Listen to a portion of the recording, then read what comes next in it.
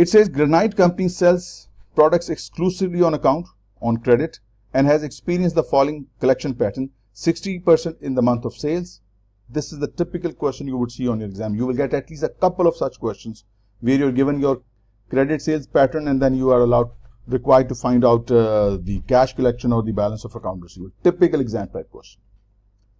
So it says that we sell on credit and we have experienced the following collection pattern: 60% is collected in the month of sale, 25% in the month of after sale, all these are credit sales, and 15% in the second month after sale, and allowance for credit losses are negligible. So if you add 60 plus 25, 85, 85 plus 15, 100%. Nothing is lost in bad debts. All is collected. Customers who pay in the month of sale are given 2% discount.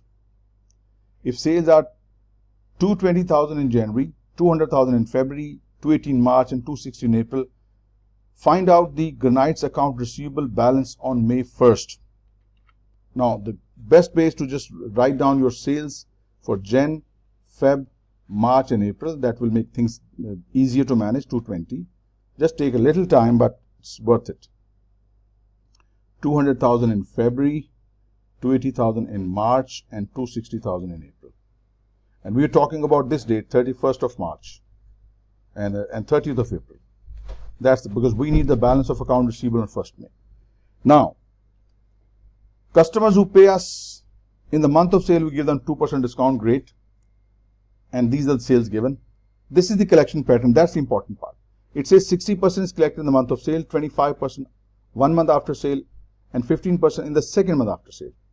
Now see, if this is what we have sold in April, 60%, what are we required to find out? We need to find out the account receivable balance, the amount due at this date, 30th April or 1st of May. Of this 260, 60% has been collected within April because 60% is collected in the month of sale.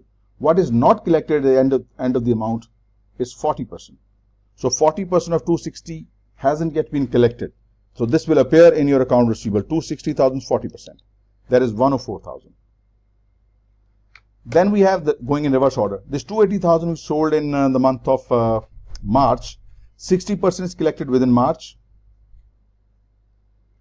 Of this, 25% will be collected in April. What is still not collected, yet to be collected, it is the remaining 15%. So 15% of 280, 42,000. So it means this 104 is due from April sale and 42,000 is due from March sale. The total of these two comes out to be 146,000. This is the balance of your account receivable, and that matches with your option C.